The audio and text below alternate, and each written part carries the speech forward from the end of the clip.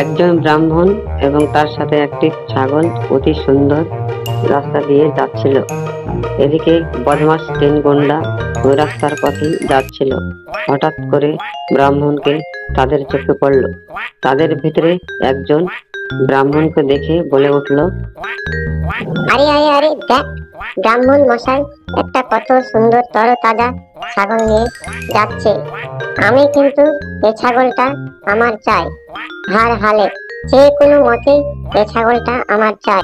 তুই তো ঠিক বলেছিস, কিন্তু কিভাবে নেব? আয় আমরা সকল মিলে তার কাছ থেকে ছাগলটা ছিনিয়ে নিই। এই মোটা ব্রাহ্মণ আমাদের কি করবে?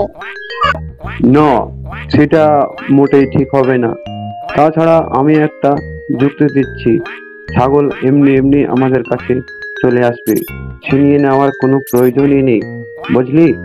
আয় আমরা তিনজন মিলে যুক্তি করি। এরপর তিন গুন্ডা সে গুন্ডা তার কথা মতো তারা তিনজন মিলে যুক্তি করলো এবং তার যুক্তি শুনে তারা খুব আনন্দিত হলো। এবং তারপরে একজন গিয়ে সে ব্রাহ্মণকে বলল, মহারাজ মহারাজ, আপনার কুকুরটা কিন্তু অতি খুব সুন্দর। এটা কি আপনার পালিত কুকুর? সে কথা বলে? এ কি পাগলের মতন কথাবার্তা বলছিস? তুই আমার ছাগলকে কুকুর বলছিস? বদমাস, এখান থেকে ভাগ, নইলে তোদেরকে এক্ষুনি মেরে ফেলবো। ভাগ এখান থেকে। হে হে হে হে হে, কোথা থেকে সবচেয়ে পাগলের দল আসে, আমার আর মাথায় কাজ করে না।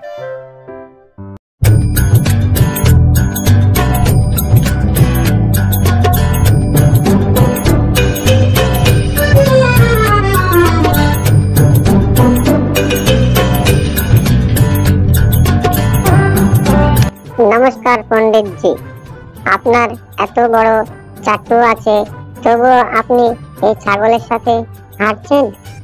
হে হে হে, এ কি, তুই তো দেখছি আরো পাগল। তুই আমার ছাগলের চাট্টুটা দেখতে পাচ্ছিস না?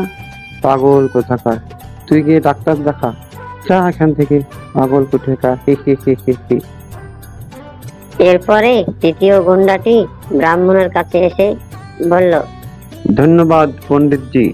এ কি পণ্ডিতজি, আপনি একটা গাধাকে নিয়ে হাঁটছেন, তার সাথে আপনার আর খেয়ে কাজ নেই, এটা তো গাধা।